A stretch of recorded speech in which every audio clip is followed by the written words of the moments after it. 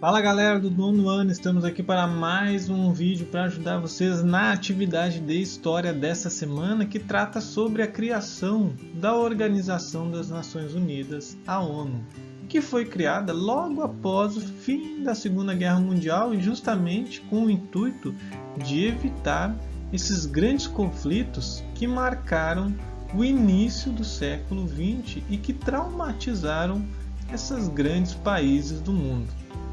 E justamente a ONU foi criada como forma de mediar e evitar esses conflitos para que os países conseguissem resolver suas questões tanto territoriais quanto econômicas, comerciais, que deram tantos problemas, e também para que vigiassem uns aos outros, para que legitimassem um país ou outro, para evitar guerras sangrentas e percebendo que as armas tinham se tornado tão potentes, mas tão potentes, que eram capazes de destruir o mundo todo em poucos dias de guerra. Então foi criada a ONU em 1945. O Brasil tem um papel importante na ONU, porque o Itamaraty, que é o lugar onde se formam aqueles que vão lidar com as relações exteriores do Brasil, ou seja, a relação do Brasil com outros países, os diplomatas brasileiros são formados na escola do Itamaraty, no Instituto Rio Branco, lá em Brasília. O Brasil, desde a época do início da República, ficou conhecido como um país muito bom nesse sentido de mediar conflitos, de achar soluções, de atuar como um juiz ali entre os países, não se envolvendo muito em nenhuma das guerras que aconteceram e se tornando ali um país meio neutro.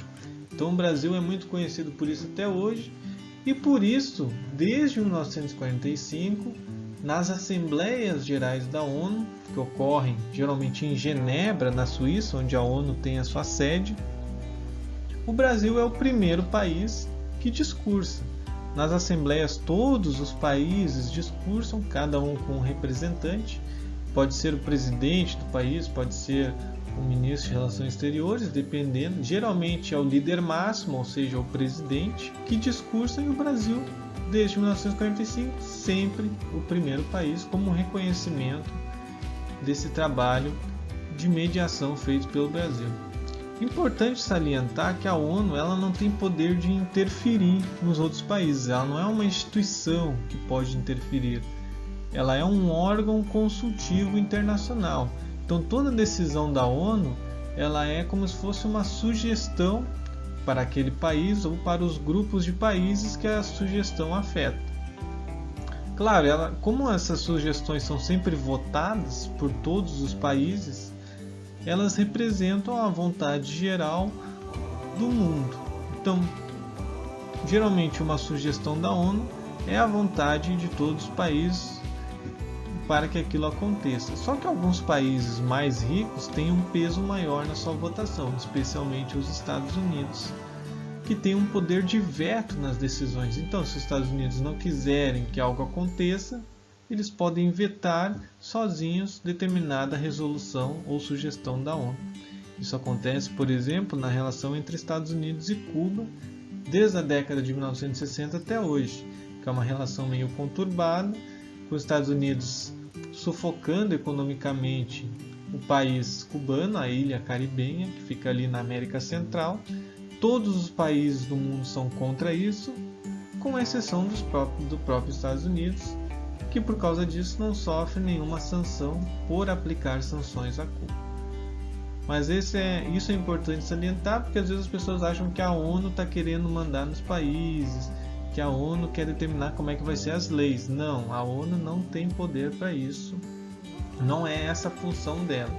Sim, a função dela é de servir como uma assembleia, um grande acordo entre os vários países do mundo, principalmente em questões polêmicas que afetam todo o mundo em momentos de crise, certo? Então vocês deem uma lidinha aí, tanto no texto como na Carta das Nações Unidas, um trecho que eu retirei, que é o documento que funda a ONU, que estabelece os princípios da ONU. E vamos para o exercício dessa semana, que é VOF, né, pessoal, sobre as afirmações feitas no texto. Então vocês vão ler aí o texto e a Carta das Nações Unidas com atenção e vão marcar V para as verdadeiras e F para as falsas, certo? Qualquer dúvida me chama lá no WhatsApp e até mais.